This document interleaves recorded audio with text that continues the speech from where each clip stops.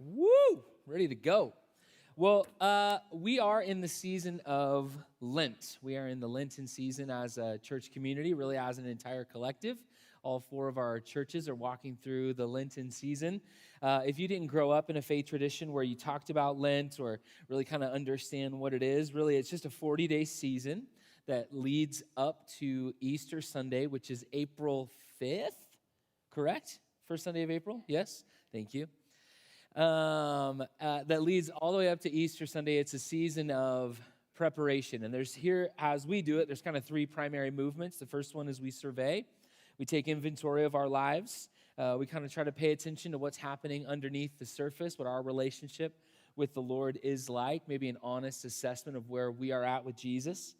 Second movement is to share, to kind of create community and commune with God on a regular basis, that we try to create space on the regular to have relational time with Jesus. The Apostle John would call it fellowship with God, that we want to try to create space in our lives regularly to commune with the Lord. And then the last movement is surrender, to clear out distractions, to release control, comforts, habits. This is where we talk about fasting and abstention, maybe identifying things or environments or whatever it is, areas of your life that might be distracting you from a life with God, and kind of saying no to those things for an extended season, and then in those moments saying yes to God. So we are kind of praying, trying to have daily prayer rhythms, morning, noon, and evening, rhythms of prayer as a community, a weekly time of fasting. Every Wednesday, we are fasting as a community. It was so fun to hang out with some of the youth staff on Wednesday night. They were so grumpy on Wednesday. Just walking around like, I'm so hungry, I want to eat food. But I thought it was so cool just to be fasting with them. Sometimes it's just nice to kind of just be in the trenches with other people as you're kind of practicing fasting as well. Also encouraging you to practice abstention, maybe identifying something in your life. Maybe it's your phone, maybe it's TV, maybe it's a TV show, maybe it's an app or a game, maybe it's sugar, I don't know, something in your life that you feel like is controlling you. It is enslaving you, that you're saying, no, I'm going to abstain from that for this season. And really ultimately challenging you to have an attitude of expectancy. That as you're creating intentional space with God, that there is something that you're hoping to have experienced at the end of this.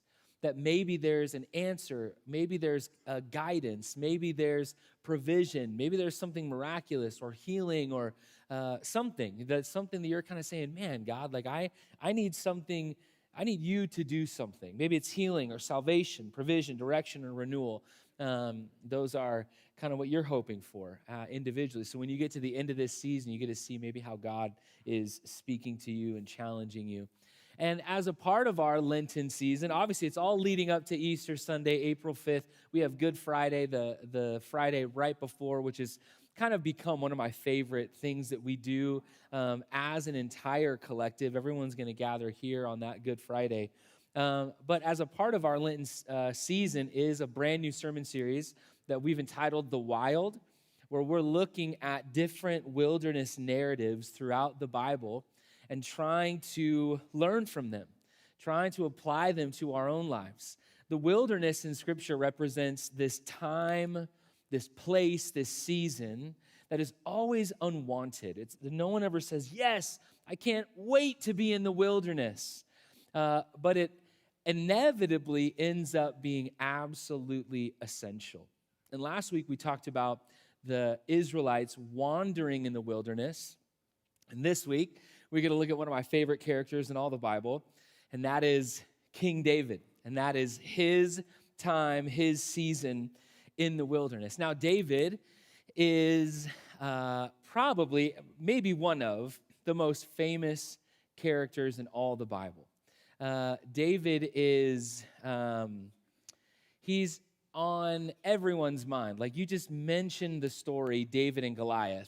And it doesn't matter if you're talking to a follower of Jesus or not, a total atheist. They're going to be like, oh, I know that story.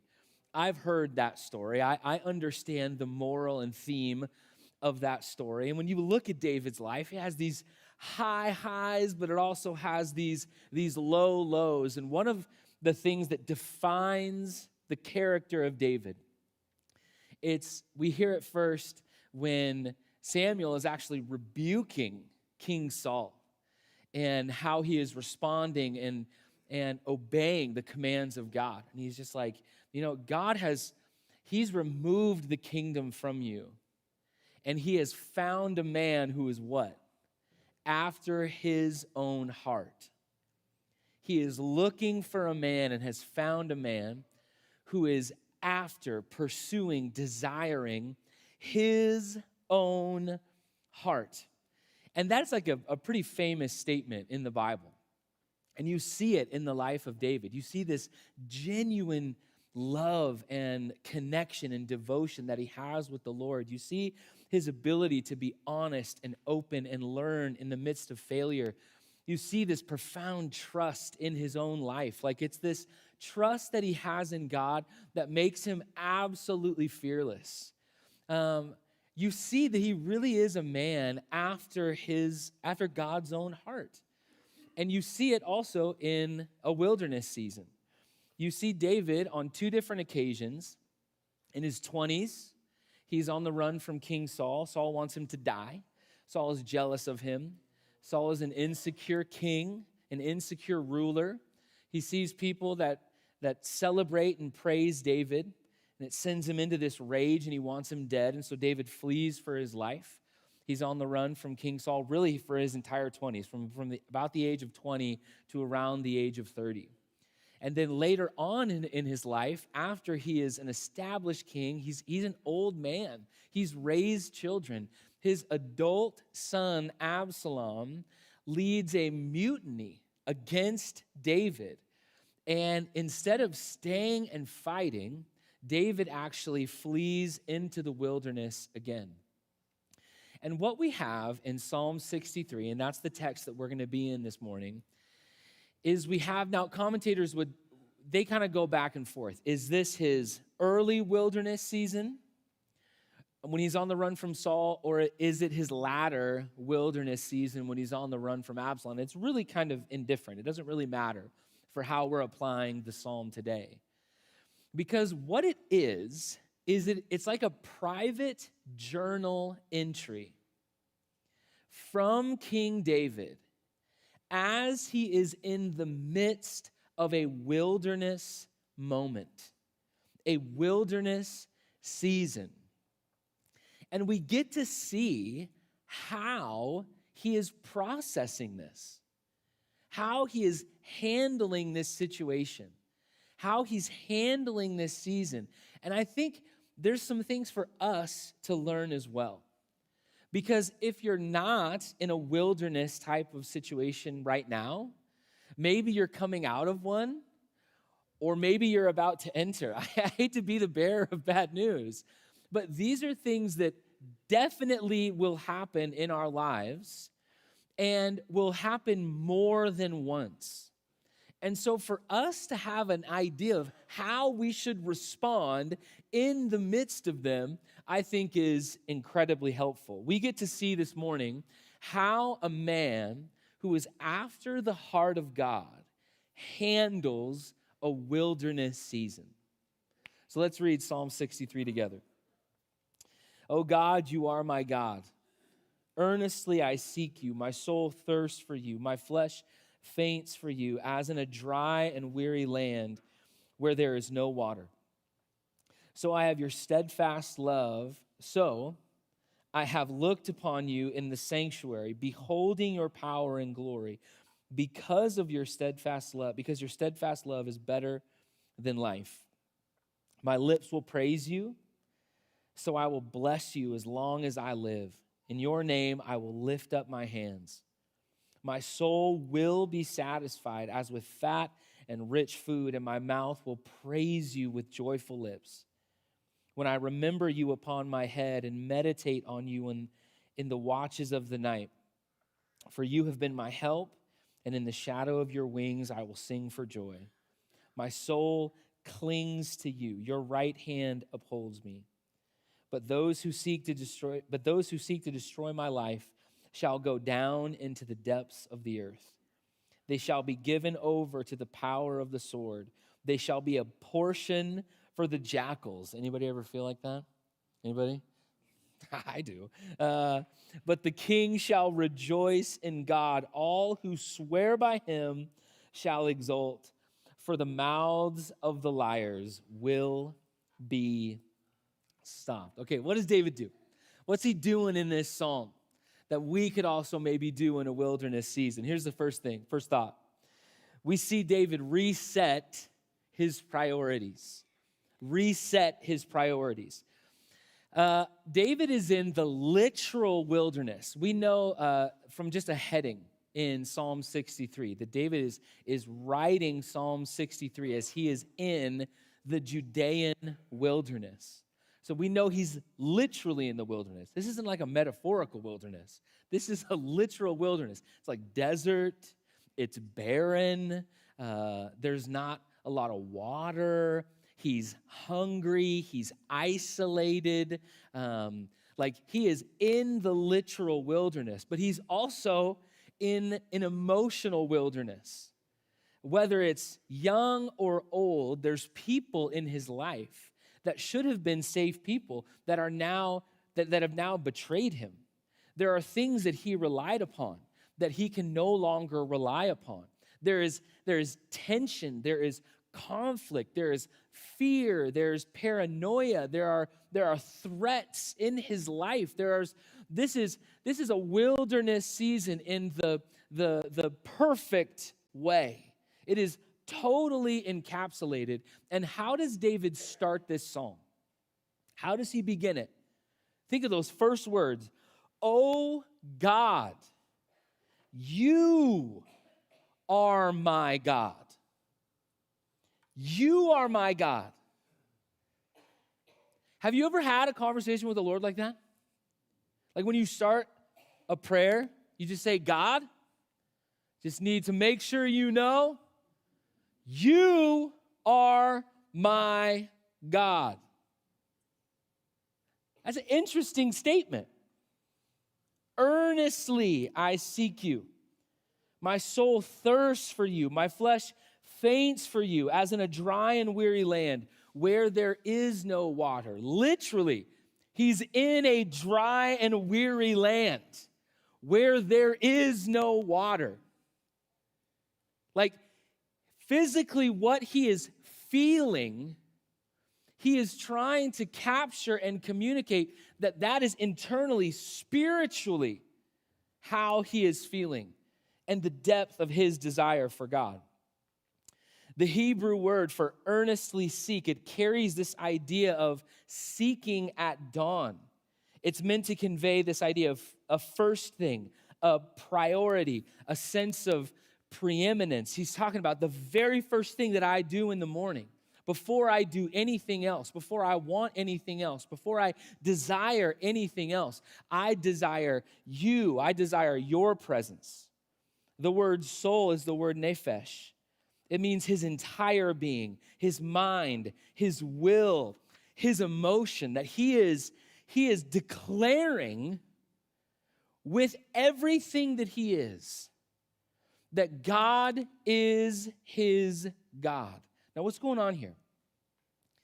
Because my first prayer, do you know what I would pray for first?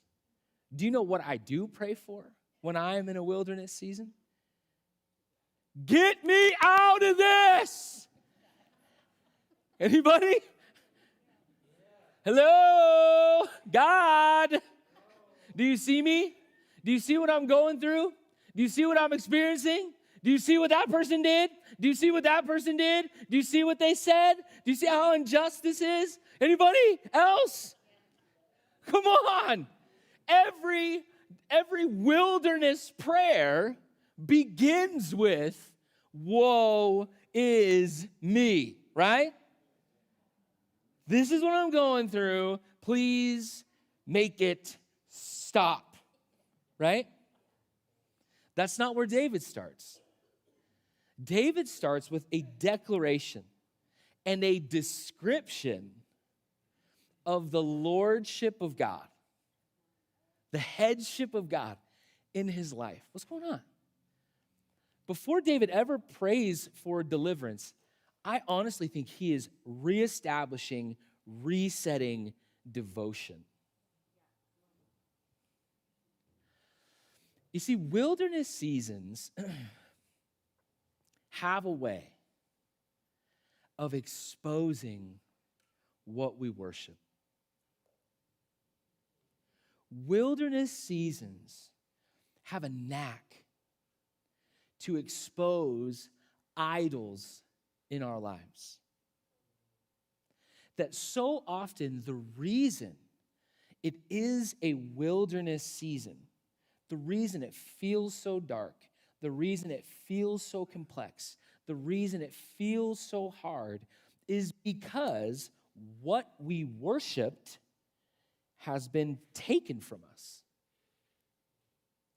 has been moved. Its insufficiency has proven true. Now, this is always unintentional. We worship on accident. Do you know that? Because you're created and wired to worship, that you create idols like you breathe. It's just what you do. You are idol makers because you were made in the image of God. You were created to worship. You were created to be with God and to live for God. That's just how we're wired. And so because of sin, we just make idols of everything other than God. And so when we're in a wilderness season, one of the most powerful things that we can do is to honestly ask the question, what was I worshiping that has gotten me here now? And how do I now make sure I don't let myself worship that thing again?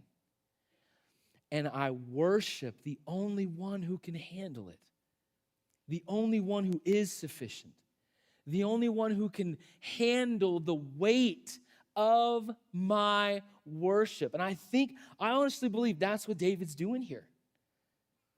I think he's in this situation where he's on the run. And what he worshiped, maybe something that even distracted him from the presence of God, he's aware of it. And he is reestablishing, no. God is my God. God is my God. Not this, not them. It is God. God is my God. Because that's the only way I make it through. Secondly, what do we see? We see David redefine satisfaction. Redefine satisfaction. Satisfaction is defined as this. It's the state of having need, desire, or longing fully met, producing a sense of contentment, fulfillment, and rest. Simply put, satisfaction is the settled feeling that what I needed has been supplied. What satisfies you? What do you need in your life for that to be true? For some of us, it's achievement and accomplishment. Maybe after you achieve something, accomplish something. Yesterday, we're remodeling our downstairs bathroom, so I had to demo everything out. And I was terrified. I was scared I was going to break something. I was scared I was going to break my new house. And I got done with it, and I'm literally walking around the house going, best in the world! Best in the world! I'm the GOAT! Like every video, I just couldn't stop sending pictures and videos to people. I'm like, look at the destruction that I caused today. I was so proud that I demoed it all. I didn't even build anything. I just destroyed everything. And I was so proud of myself, right? There was a sense of satisfaction there. What about relief and resolution? Does that bring satisfaction? Belonging and connection, provision and pleasure, meaning and purpose, identity and security. Think about when you possess any one of those things, what is it that deep longing, that deep need that you have And when you find it, you're just like, oh, there's so much peace. For me, it is always like when I get to like barbecue something, because it's a process. It's a journey. There's like a planning in my mind. There's like a process that you have to go about it. You can't rush it. You can't rush it. You are a slave to the meat, right? You can't speed it up. You can't make it do things it doesn't want to do. And you gotta be kind to the meat. You gotta let it get to where it wants to go. But then there's like this moment where you spend an entire day barbecuing this piece of meat, and then you sit down and your whole family is sitting around and you see them bite into it and they're just like, oh, Dad, this is it.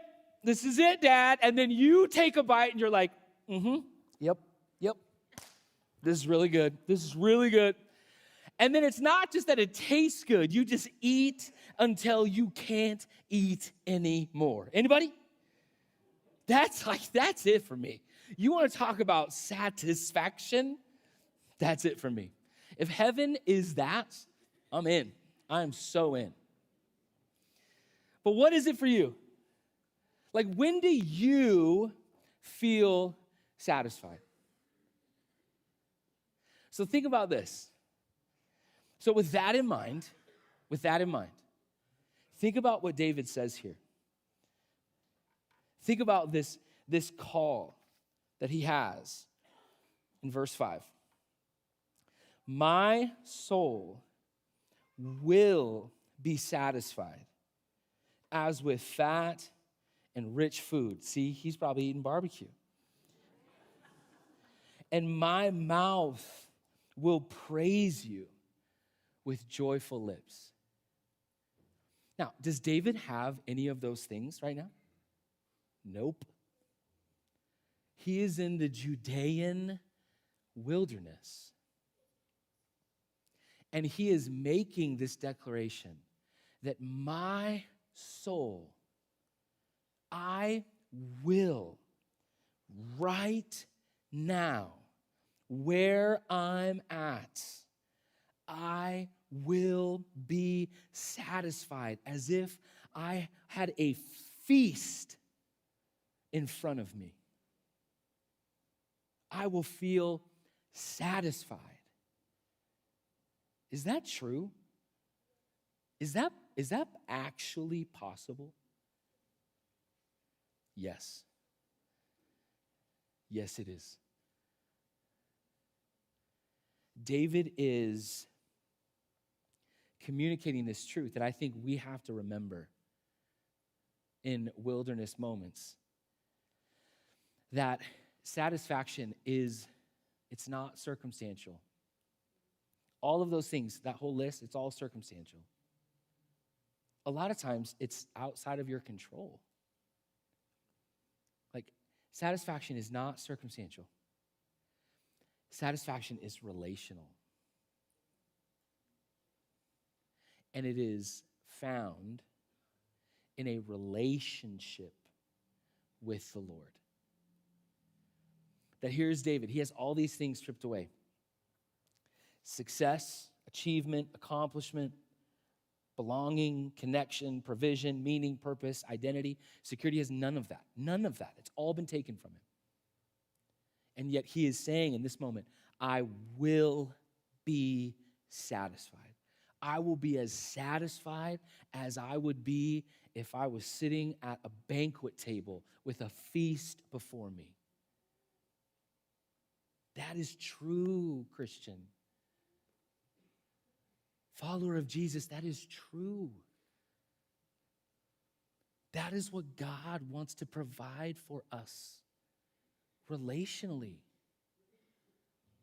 detached from our circumstances. That even in the midst of the hardest season, God wants to provide that level of satisfaction for us. And he wants to do it through himself. And we have to redefine that. Because for a lot of us, we think it can only come through these things.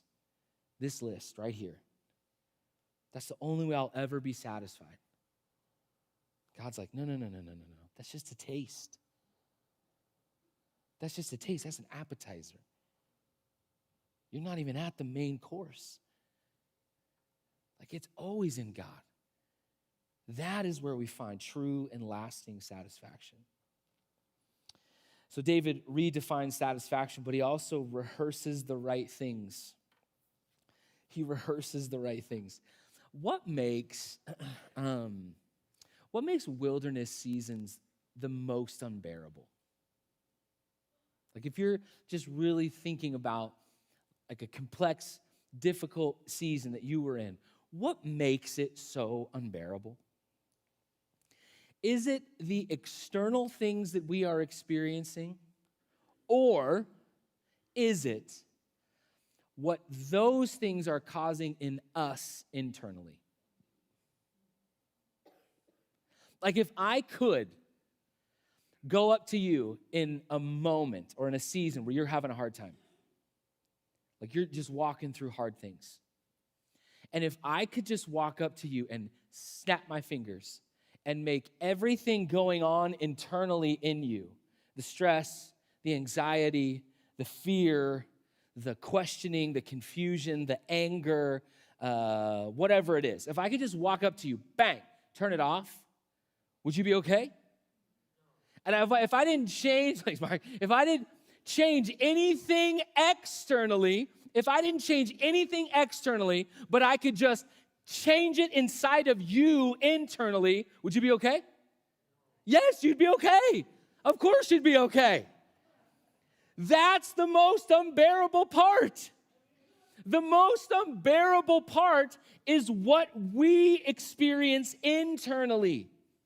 That's what makes it so hard. It's the fear. It's the feelings. It's what the power that our external situation is causing. If someone could just bring peace to me in the midst of a hard time, I'd be great. Just bring it on, whatever the world wants to throw at me. If I could have peace. Now, when you're walking through a hard time, what do you do? What is your strategy to quiet what is going on inside of you? Do you play games on your phone? Yeah. Do we overeat? Yeah. Do you try to fill up your calendar with a lot of just like stuff and activities?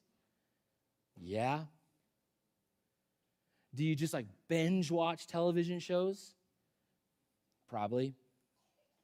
Like, just be honest with yourself for a moment and just try to list the things that you do to somehow quiet those scripts, to somehow quiet those feelings, to lessen those feelings. Now, what does David do? What does he do differently?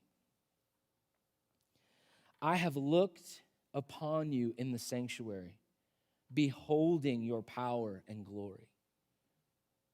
When I remember you upon my bed and meditate on you in the watches of the night. This word meditate, it's literally like a muttering. It's like he's whispering underneath his breath. Like literally, it's like a literal thing. That David, as he's lying in his bed at night, when everything we feel internally is at a fever pitch, isn't it? A lot of us, we could do so good just like distracting ourselves throughout the day, filling our life with so much noise, filling our life with so many people, and then all of a sudden, like nighttime is just looming, and then we turn off the lights, we put our phone down, we turn the television off, and now we're just laying there in the darkness, in the silence, and it's like everything internally got turned up to 10. We're like, ugh. And David, under his breath, he's whispering. He's whispering about the greatness, the glory, the goodness of God. And then think about how he finishes the psalm. This is the best part. These are my favorite verses. But those who seek to destroy my life shall go down into the depths of the earth. They shall be given over to the power of the sword. They shall be a portion for jackals. But the king shall rejoice in God. All who swear by him shall exult, for the mouths of liars will be stopped. So David is speaking loud enough for his ears to hear about the goodness and glory of God in his life that he has experienced. And he is declaring in this psalm, this is part of that exercise, that he is articulating, he is putting down on paper, pen to paper, about the goodness of God that he will experience, the justice that he will experience, all of the good that God is going to do in his life. David is choosing to respond to what is going on inside of him. Because for us to dehumanize David and to think that he is not dealing with anxiety, that he is not dealing with discouragement or despair, to think that he's not disheartened is foolish. He's going through all of those things. And how he is choosing to respond is that he is rehearsing the right things. He is saying out loud with his mouth the right things. He is reminding himself of the right things. Because you're going to rehearse something, aren't you? You control it. You control what you rehearse. We control what we rehearse. And the crazy thing is that we feel better about rehearsing the wrong things, don't we? That like comes easy. That's like swimming downstream. It's easier for us to just nurse the hurt and the frustration and the woe is me and the how could they's and to just think about the what ifs. What if this and what if this? It takes work. It's like going to the gym to rehearse the right things. It's like swimming upstream. But that's what David's doing. And he's a man after God's own heart. And when you look at the life of David, he never made the same mistake twice. Yes, he failed big, but he never made the same mistake twice. Last thing, then I'm done. We need to cling to God relationally. I love this statement in verse 8. My soul clings to you. Your right hand upholds me. This word cling, it's like covenant language.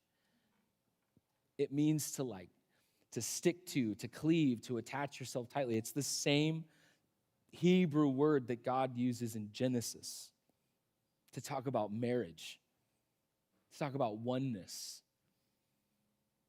It is like this beautiful, covenantal, promise-filled word and language, like the best way I can describe it. And how David feels about God relationally in this moment. It's like, have you ever watched those movies like Castaway? Or, I don't know, just some movie where someone's shipwrecked? Anybody? Titanic? That's a big one, Audrey. And you know how sometimes there's these pieces of wood or a life raft? And could you imagine just being stranded out in the ocean and the only thing you have that's keeping you afloat is a raft or a piece of wood or something? How tightly would you cling to that? You would hold to it so tightly. So tightly. I was, someone sent me this video of this guy who's sailing around the world and he's taking this video of it the whole trip. And one of the videos was he just swam away from his boat. And I'm watching this video and my skin hurt. Anybody? You're wide. I'm just dude, Stay in your boat. Don't swim so far away from your life source. I'm like, there's no way this dude's making it around the world. Like, he's probably going to die right now. It stressed me out to see him so far away from like the thing that is keeping him above water. That is the picture. That is how that's like why David would use this word cling. He is telling you, this is the only thing keeping me above water right now. That this is what I am depending on. This is who I am relying on. This is everything to me. He is clinging to God relationally like this. See, wilderness seasons have an amazing way of stripping us of self-sufficiency. That we are just reminded how fragile, how powerless, how insufficient we are. And it reminds us that how much we need the Lord. That God, look at this. It wasn't even hard for them. It wasn't even difficult. It happened so easy. I got dysregulated so easy that I got thrown off so easily that it was just such a struggle. And it was over something so simple. It's like I'm so frail, but God, you are not. And it's like it's a self-sufficiency that always, like when it's gone, it clears the way for deeper intimacy. That when we are stripped away and we realize like our real need for the Lord, it creates this environment for us to cultivate real, deep, profound intimacy with him. And that's what we see happening with David right now.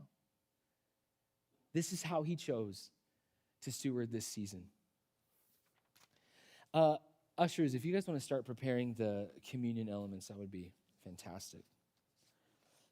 So what do we do here? So if we're looking at like a priority reset, okay, let's just say you're in a wilderness season right now.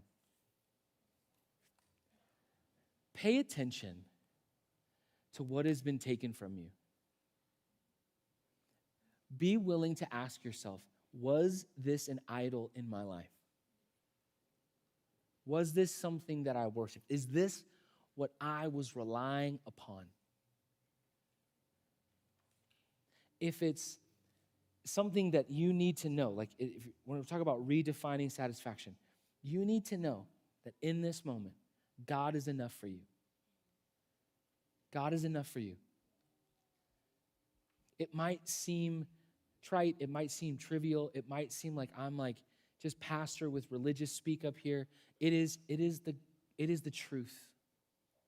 God is enough for you. He can meet every need. He can provide lasting satisfaction. Think about what you are rehearsing.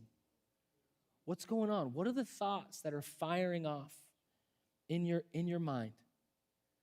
What are you repeating to yourself? Because what we repeat, what we rehearse, what we give our attention to often ends up becoming what is most real to us. And then how do we see God in this moment? Are you clinging to him relationally? Is there a sense of absolute dependency and desperation? They're just like, I'm not enough, God. This season has proven it. And I need you more than anything else. That's how we respond to these wilderness moments, just like David. And David made it through. He made it through. And he died as king. But more importantly than that he was a man after God's own heart. And I think this helps us see why that was true. Ushers, if you guys will come, we're going to take communion together as a community. Again, I would just ask anybody in here, maybe you're not a follower of Jesus. Thanks, Chris. Would you mind handing out elements to everyone on the stage? Thanks, man. I would just say, if you're not a follower of Jesus, this really is a moment for us as Christians where we are reminded of the death and resurrection of Jesus. But more importantly than that, it is what for us, our whole lives are built on. That this moment is both a sign of what is to come for us and who we are called to be and the life we have in Jesus, and a seal of just how secure and what Jesus has secured for us, both now and forever. Jay and the team are going to lead us in a song, and I'll come back out and we'll take the elements together. But I would just challenge you, maybe take a moment and just reflect. Reflect on the truth of God's word. Reflect on your own life. Maybe walk through those Lenten movements. Maybe survey, share, surrender. What are the things that you're needing to clear out and to make room for the presence of God?